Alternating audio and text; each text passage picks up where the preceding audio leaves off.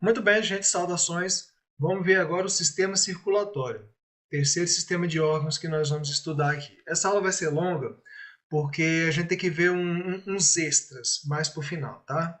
Então, segura aí. Então, o sistema circulatório é o que circula. Circula o quê, né? Então, ele é um conjunto de estruturas que são responsáveis por transportar um monte de solutos. É isso que ele circula, tá? Coisas dissolvidas lá na solução, que é o sangue. Então ele circula esse monte de solutos aí a partir desse tal de sangue, que é um tecido que tem dentro dele. É um tecido que tem consistência fluida. Tá? Tem o plasma, que é grande parte do plasma é água, então ele tem consistência meio aquosa mesmo, líquida, né? Se você se cortar aí, você vê o sangue saindo.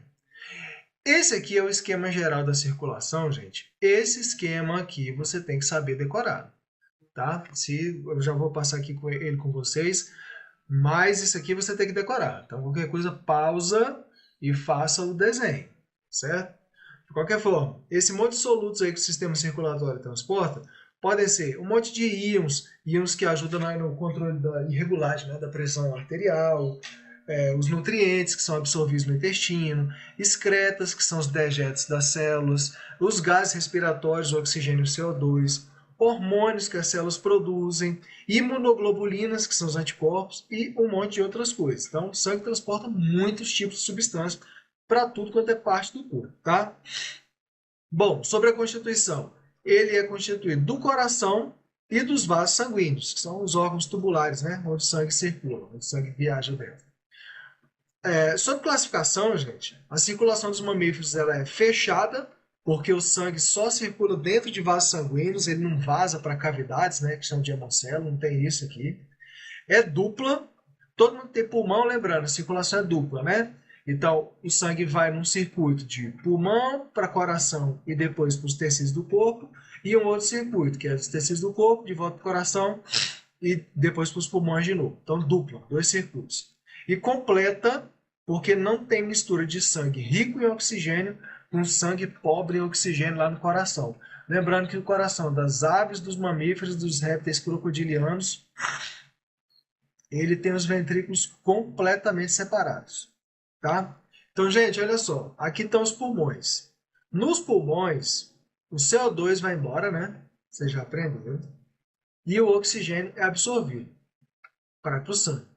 Então, olha só, dos pulmões para o coração, esse sangue que é rico em oxigênio, desse lado aqui da figura, que é o lado esquerdo, tá? Ué, mas é o meu lado direito. Sim, mas é como se você estivesse com as costas para a tela, tá? Esse lado aqui é o lado esquerdo, que está pintado de vermelho.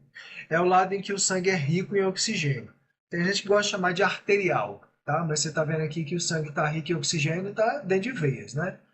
Então, por essas veias pulmonares, sangue rico em oxigênio vai para o coração, chega no coração no átrio esquerdo. Beleza. Quando os átrios se contraem, do átrio esquerdo, o sangue vai para o ventrículo esquerdo. Quando os ventrículos contraem, o sangue não é para voltar para os átrios, né? Do ventrículo esquerdo, o sangue vai para a artéria aorta, que se ramifica em um monte de outras artérias e arteríolas e tudo mais, depois capilares, e leva o oxigênio, que eu vou representar só com oxigênio, tá?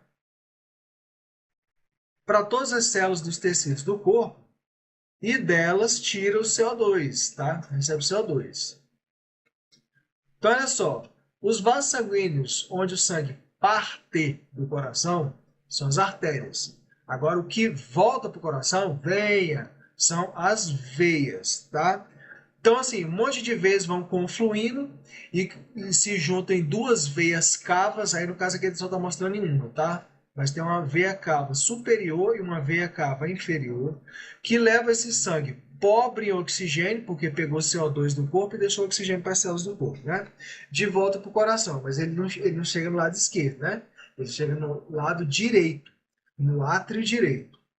Quando os átrios contraem, o sangue que estava no átrio direito vai para o ventrículo direito. Quando os ventrículos contraem, esse sangue pouco oxigenado do ventrículo direito vai via artérias pulmonares lá para os pulmões, para receber oxigênio de novo e mandar o CO2 embora. Então esse é o circuito. Por favor, isso aqui você tem que saber decorado bonitinho. tá? Pode fazer esse desenho aí, ou algum parecido, tem que saber isso aqui, tá? Não tem para onde fugir. Pois bem, então vamos falar um bocado aqui um bocadinho, tá? Sobre o coração. Então, o coração ele é um órgão que ele é musculoso, ele é feito primordialmente de um tipo de tecido que chama músculo estriado esquelético, tá aqui, tá? E é um órgão musculoso e responsável por ficar se contraindo, batendo, né? E com isso bombeando o sangue para os vasos sanguíneos. O sangue já dentro dos vasos sanguíneos vai sendo empurrado, tá? Bom, esse músculo estriado cardíaco, que constitui o que a gente chama de miocárdio, miocárdio é músculo cardíaco. Tudo que tem esse mio aqui é músculo e o cardio é do coração, né? Então, o músculo cardíaco, a contração dele é involuntária. Depende da sua vontade. Você não consegue, com a sua vontade, acelerar, desacelerar ou parar seu coração, não. Tudo bem, né? Esse nosso coração, então, como a gente acabou de ver, ele tem 4 cavidades, que são 2 átrios e 2 ventrículos. Ali na figura fica até meio complicado de ver, né? Os ventrículos são completamente separados, a gente já viu também para evitar essa mistura de sangue rico em oxigênio com sangue pobre em oxigênio. Por isso que a circulação é do tipo completo, tá? Bom, aqui na figurinha, então, do lado esquerdo, aqui, está justamente o átrio esquerdo. Aí você veja que nesses desenhos esquemáticos que a gente bota as artérias saindo pelas partes de baixo do ventrículo. Mas no coração mesmo elas vão para cima, tá? Então, do ventrículo esquerdo, o sangue vai para essa artéria aqui, que é a aorta, que se ramifica várias vezes, tudo mais. Aí leva oxigênio para as células do corpo, volta, quer dizer, aí depois, voltando o sangue, volta pelas veias cavas, que tá vendo aqui tem uma superior e aqui uma inferior. Aí chega no átrio direito e tudo mais. Nessa figura aqui, gente, o que eu quero mostrar é somente o seguinte, tá? Entre o átrio esquerdo, perdão, e o ventrículo esquerdo, tem uma válvula ou válvula. O que é isso? É uma porta que só se abre em um sentido. Para que serve isso? Para fazer com que o sangue passe apenas num sentido, que no caso é do átrio esquerdo para o ventrículo esquerdo. Tá? Quando o ventrículo contrai, essa porta se fecha, aí o sangue não volta para o átrio. Mesma coisa aqui do lado direito, tá? Do lado direito tem uma válvula ou válvula também. Essas válvulas entre os átrios e os ventrículos, a gente chama de válvulas ou válvulas, né?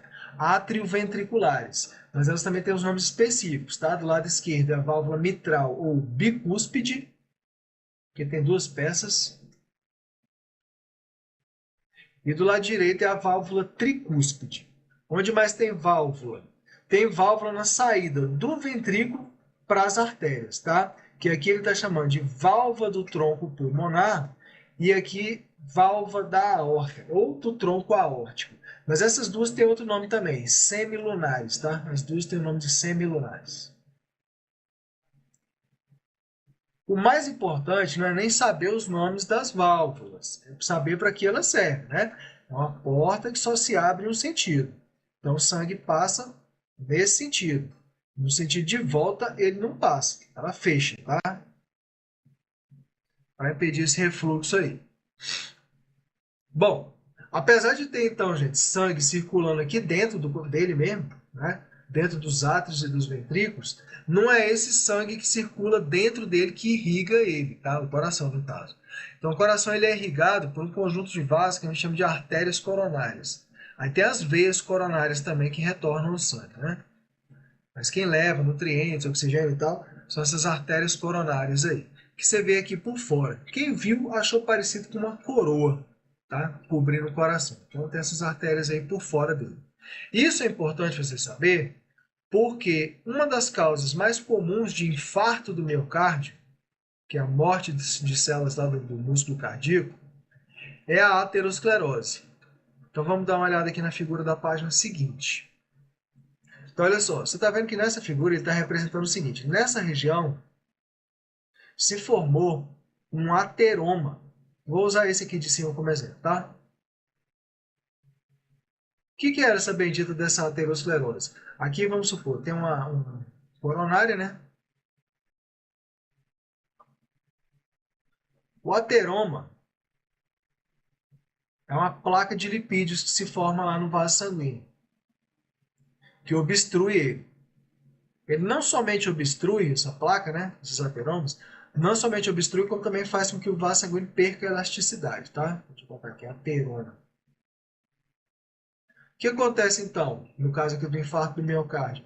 O sangue chega aqui, mas aí praticamente não passa para o outro lado, passa muito pouco. Então as células que estão nessa região não recebem nutrientes. Aí o que acontece com elas? Morrem ou vão morrendo, não recebem nutrientes e oxigênio em quantidade adequada. Então olha só, se o ateroma está aqui, ó, o sangue chega aqui, mas daqui ele não passa. Então as células dessa região todinha aqui começam a morrer. Tá? Isso aqui é o infarto do miocárdio, certo? Agora, aí tem tratamentos, né? Por exemplo, se o ateroma está aqui, uma coisa que se faz, por exemplo, é pegar um outro vaso sanguíneo do corpo, se aqui, vamos supor que desse lado aqui não tem nada, pega esse outro vaso do corpo e faz a tal da ponte, né? Para lá, ó. Que aí o sangue consegue fluir para esse lado daqui, mas também consegue fluir para lá, tá? Dá para resolver. Mas, obviamente, a pessoa precisa mudar o estilo de vida e tudo mais. Então, essa coisa aqui sobre infarto do miocárdio, por favor, atenção para isso, porque cairá nas provas, tá? Isso aqui com certeza cairá. Bom, ainda, sobre a contração, né? Porque o coração fica bombeando, se contraindo para bombear o sangue. O que acontece é, como sua vida já está muito fácil, você vai decorar que a contração é chamada sístole. Então tem a contração dos ventrículos e a contração dos átrios, tá? Sístole dos ventrículos e a sístole dos átrios. E o relaxamento, nós vamos chamar de diástole. Uma coisa, os átrios também entram em diástole e os ventrículos também. Detalhe é que quando os ventrículos estão em sístole, os átrios estão em diástole, ou seja, relaxados, né? E vice-versa. Se os átrios estiverem contraindo, tá aqui, ó, aí os ventrículos estão relaxados, certo? Às vezes, dependendo do lugar, se usa esse termo de relaxamento e contração só para os ventrículos. Mas eu presumo, porque na maioria dos lugares não usa assim, né? Que é um termo que são termos, né? Que servem tanto para os átrios quanto para os ventrículos, certo? Então, lembra, quando os átrios estão contraindo, os ventrículos estão relaxados, porque o átrio tem que contrair para mandar o sangue para o ventrículo, tá? E vice-versa. O ventrículo tem que contrair para mandar o sangue para as artérias. Beleza. Ainda, o coração, esse músculo cardíaco, ele tem uma característica, tá? Os outros tipos de tecido muscular que nós temos, que são o tecido muscular esquelético, né, o estriado esquelético, e o liso, que também chama de não estriado, eles precisam para se contrair, eles precisam receber estímulo elétrico do sistema nervoso. O miocárdio não. Ele consegue se contrair sem a necessidade desse estímulo elétrico aí do sistema nervoso. Por quê? Porque ele possui uns grupos de células que conseguem gerar atividade elétrica. Então, assim, o que vocês, principalmente, vocês têm que decorar é esse primeiro aqui, ó. Esse lugarzinho aqui. E aí, lembrando, esse lado aqui é o direito do coração. E esse aqui é o lado esquerdo, tá? Então, daqui saem os estímulos elétricos. Esse aqui que está escrito aqui na figura como SA, esse é o nó, ou nódulo, tá? Sinoatrial. Opa. Então, daqui sai o estímulo elétrico para que as células do músculo cardíaco comecem a se contrair. Por isso que, inclusive, essa região tem o nome de marca-passo cardíaco. Tá? Então, esse estímulo elétrico dali se propaga para um outro nó, que é o átrio ventricular. Deixa eu escrever aqui.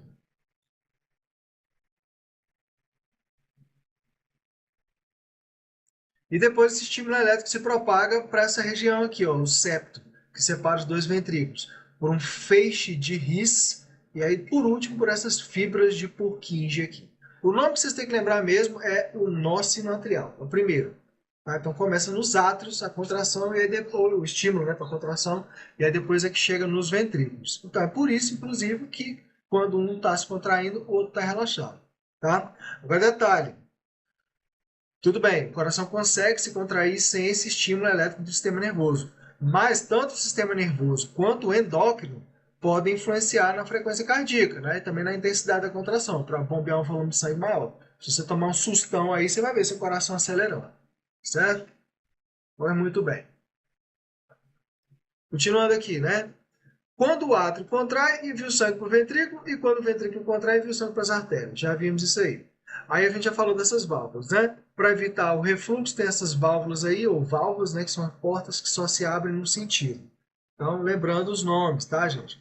Do lado direito, a válvula atrioventricular é a válvula tricúspide. Tá vendo que tem três pecinhas aqui, ó.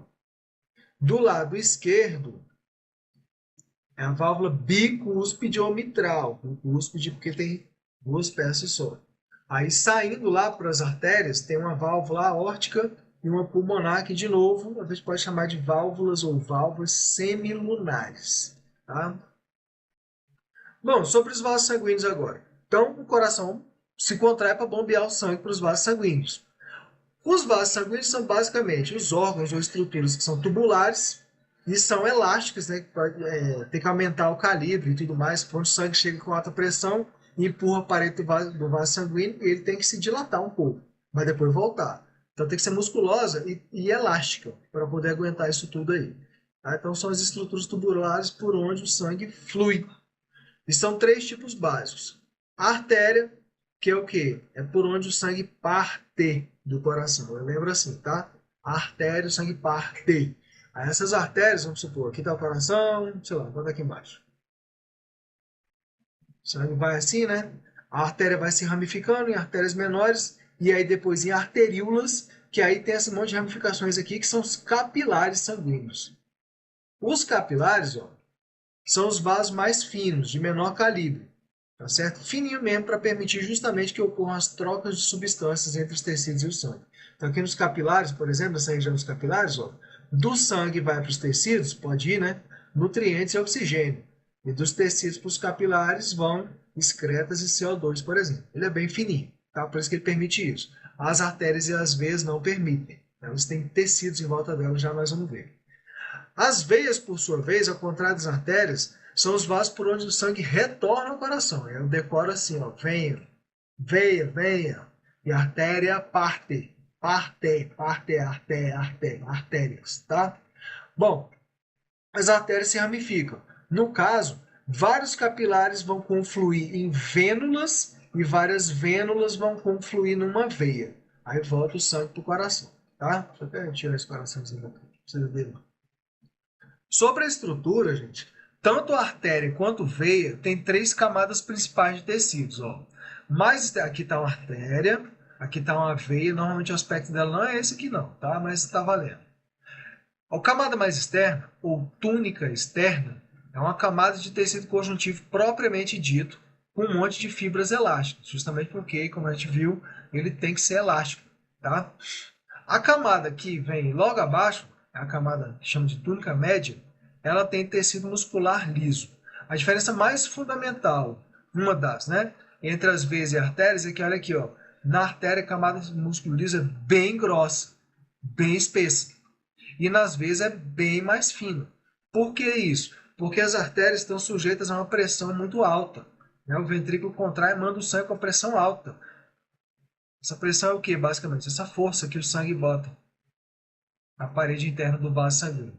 Essa parede interna do vaso sanguíneo, inclusive, não está escrito aqui, mas é o endotélio. É um tecido epitelial chamado de endotélio. E o interior mesmo é o lúmen. Todo órgão que é tubular, o interior chama lúmen. Vaso sanguíneo, intestino, uretra, tudo é lúmen. O capilar, você veja aqui o seguinte, que com relação à estrutura, ele é basicamente só o endotélio. Ele não tem aquela camada de células musculares, camada de células, camada de tecido conjuntivo elástico, nem nada. Então, ele é basicamente só o endotélio mesmo, justamente para permitir a saída e a entrada fácil de substâncias, tá? Então é isso. Agora, a veia tem essa parede fina porque não está submetida à pressão alta e, compensação, a veia tem uma coisa que a artéria não tem, que são essas válvulas aqui, ó, nas veias, tá? Para justamente impedir o refluxo do sangue. Então o sangue passa nesse sentido aqui, ó, aí a válvula abre. Mas aí no sentido contrário, o sangue não volta, porque a válvula fecha, aqui está fechada, ó. Inclusive, muitas vezes elas passam no interior de músculos esqueléticos, que aí você contrai o músculo, e aí contraindo o músculo, aperta a veia, ajuda o sangue a ir subindo. O exemplo mais comum que se dá é do músculo da panturrilha, né, o gastrocnêmio, que passa a veia lá dentro, lá no interior dele, né? Aí quando você contrai o músculo da panturrilha, você vai empurrando o sangue para cima, tá? Muito bem. Então, assim, o básico já foi. Só que agora, olha só, para você ficar bem feliz, vamos ter que ver uns bônus aqui, umas coisas extras, tá? Alguns exames de interesse, porque com esses exames aqui se detectam um monte de alterações no funcionamento do sistema circulatório, mas mais especificamente do coração. E detectando essas alterações dá até para diagnosticar se a pessoa tem algum problema, tá? Vamos ver o sangue rapidinho de novo, essa matéria do ano passado. E esse tal de sistema linfático, que pelo que eu estou sabendo, vocês não viram no fundamental. Vão ver pelo menos uma vez na vida, né? Esse aqui é o Tower Defense do corpo humano. Dos animais, né?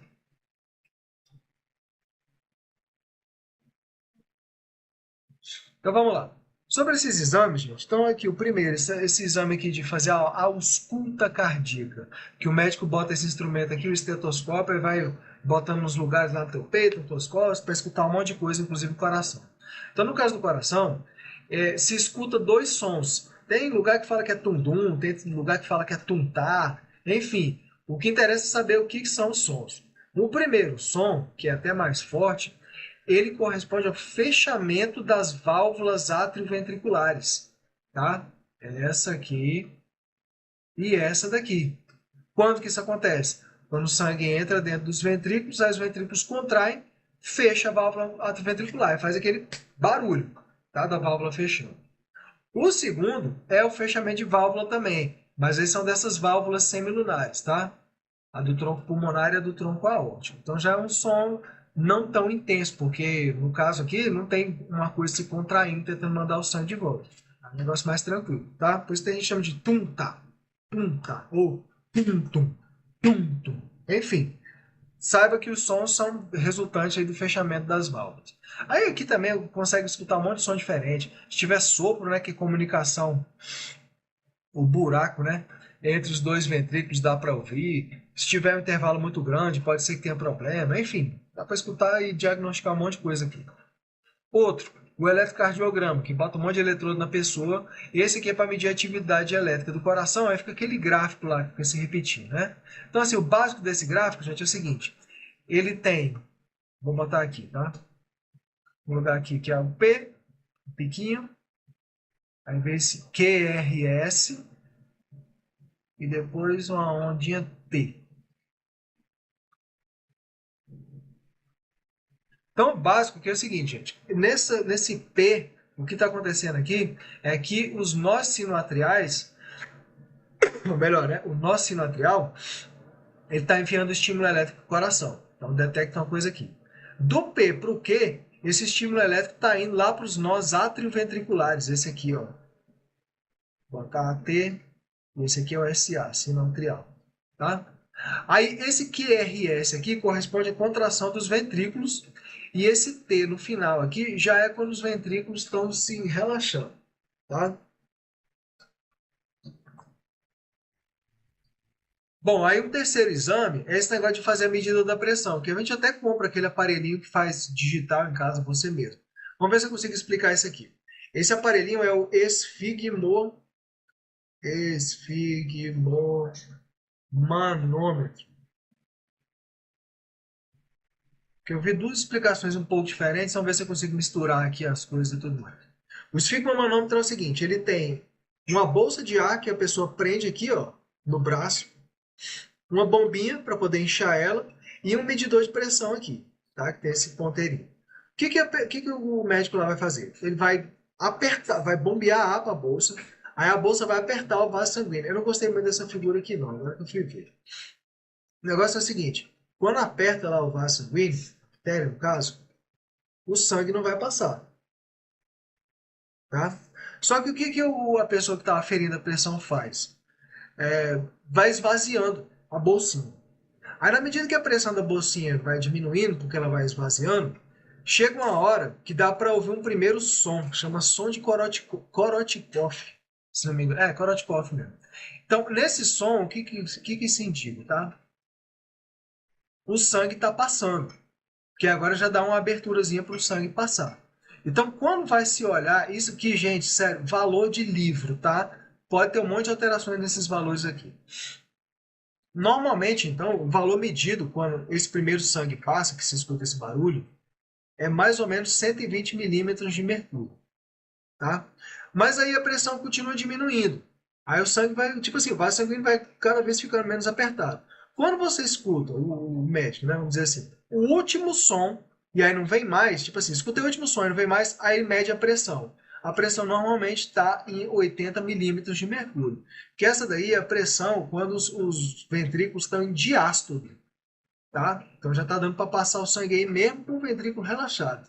Se você achar meio complicado de entender, você faz o seguinte: se você for empurrar um carrinho no chão, pega um Hot Wheels aí, sei lá, empurra ele no chão com toda a força. Ele, quando ele está perto de você, ele vai rapidão, né? Mas na medida que ele vai se afastando, aí ele já começa a ficar mais lento.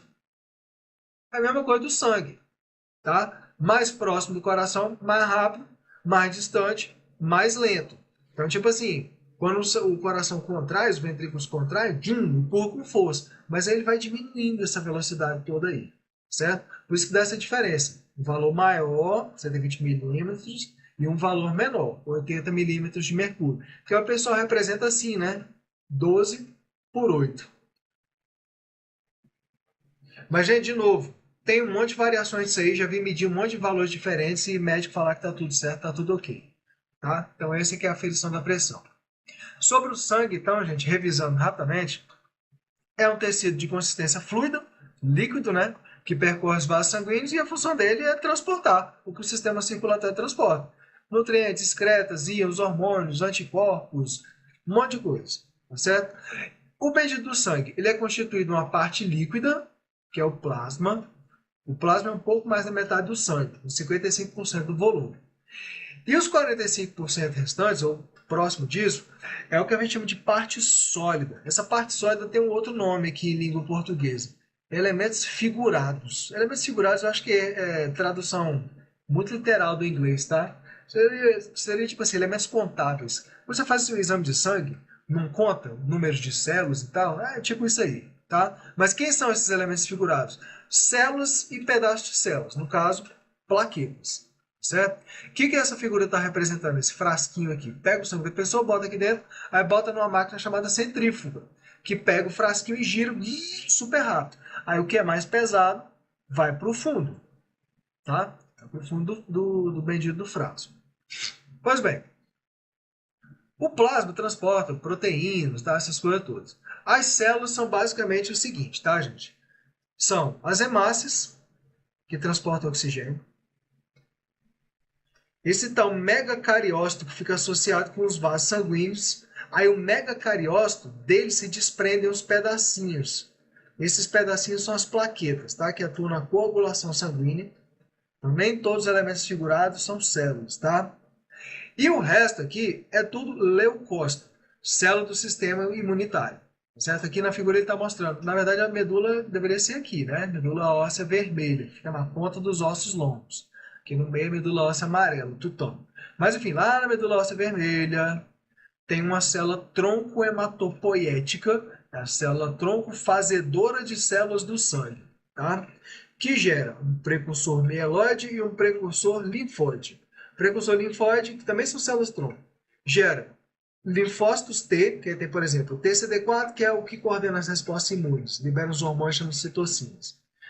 Linfócito TCD8, por exemplo, que é a célula que é especializada em eliminar célula que esteja infectada, com vírus, por exemplo.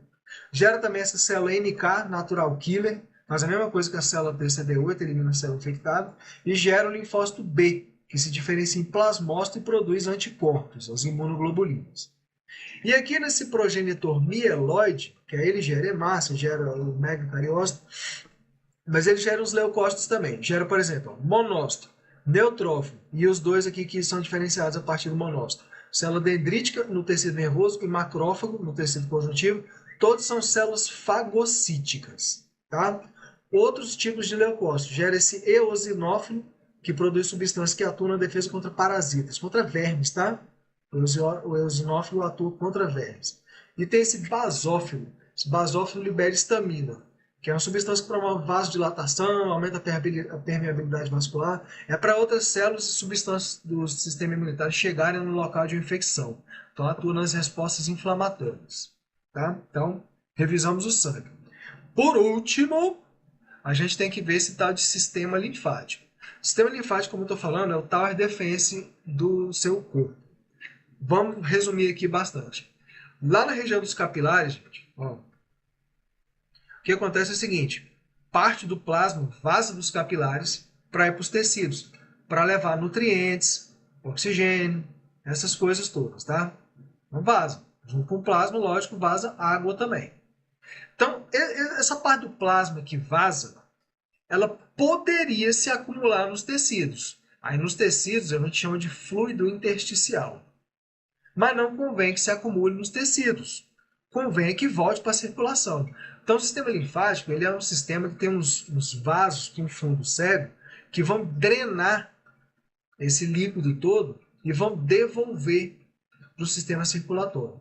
No caso, tem duas veias subclávias, veias embaixo das clavículas, o sistema linfático desemboca lá, tá certo? Então, o objetivo do sistema linfático é esse, é drenar esse líquido aí que está nos tecidos e trazer de volta para os vasos sanguíneos, certo? Além disso, o que ele faz? Ele também transporta os lipídios, tá? O lipídio ele não vai direto para a corrente sanguínea. Do intestino delgado, ele vai primeiro para os vasos linfáticos para depois ir para a corrente sanguínea. E como o nome diz, linfático, ele tem um monte de linfócitos. Que tu acabou de ver, que são células do sistema imunitário. Tá? Então ele atua na defesa imunitária. Estou falando que o sistema linfático é tipo um tower defense. O que acontece? Um monte de patógenos caem aqui no sistema linfático. Tá? E aí vão seguindo o fluxo aí para voltar para a corrente sanguínea. Só que no meio do caminho, o sistema imunitário tem essas estruturas aqui. Os nódulos linfáticos ou linfonodos. Esse lugar é como se fosse um labirinto cheio de linfócitos. Quando chega aqui um patógeno, alguma coisa, o que acontece? Ele vai sofrer um ataque massivo. Nossa, meu canhão ficou lindo. Vou tentar transformar em um tanque. Ficou horrível, ficou parecendo um pato. Esquece. Aqui ele vai ser atacado. Tá? Faz para que é um arco e flecha aqui. E aqui também, né? Vai ser atacado por esse monte de linfócitos aí. Tá certo? Então é como se fosse um tower defense mesmo. Os inimigos, digamos assim, vão passando por esse caminho aí, que são os vasos linfáticos. Quando chega nesses vasos linfáticos, são os locais onde se concentram as torres, que vão atacar esse monte de patógenos aí. Tá bom? Então, para isso o sistema linfático serve. E é disso que ele é constituído. Esse monte de vasos aí com fundo cego. Bom, ele tem algumas estruturas que a gente chama de órgãos linfóides, tá? Tá mostrando aí esses vasos linfáticos no corpo aí da pessoa. Então, esses órgãos linfóides a gente divide em dois grupos básicos, primários e secundários. Primário é onde ocorre a produção e o amadurecimento dos linfócitos, que são basicamente dois. Medula óssea vermelha, que é a ponta dos ossos longos, ó, tá aqui o fêmur da mulher. E o timo, que é uma glândula que fica por ali na base da traqueia, tá? Então, na medula óssea vermelha são gerados os linfócitos B. E no timo, lembra de T com T, são gerados os linfócitos T, tá? Os órgãos secundários são os órgãos para onde esses linfócitos vão migrar e aí lá eles vão se multiplicar e atuar no combate aos patógenos. Então é o que, basicamente? Nódulos linfáticos, tonsila ou amígdala palatina, o apêndice, tá? Deixa eu ver o que ele botou mais aqui, ó. Adenoide, certo? O baço também. O baço eu botei aqui separado porque ele faz umas outras coisas, tá? O baço, durante a fase fetal, ele produz hemácias, mas depois, agora que você já está velho, ele destrói hemácias velhas, mas ele também consegue armazenar hemácias e liberar para a corrente sanguínea quando precisa. Às vezes você precisa de um volume maior de hemácias para transportar o oxigênio com mais facilidade, com mais eficiência. Imagina agora, nessa fumaceira que nós estamos, que enche de monóxido de carbono no ar, e monóxido de carbono, quando se liga na hemoglobina, ele não se solta mais não. Então assim, você imagina se seu baço não está soltando um monte de hemácias aí na tua corrente sanguínea agora, tá? Então, gente, demorou hoje, porque tinha muito assunto para ver, mas por hoje é só. Falou, valeu e até a próxima.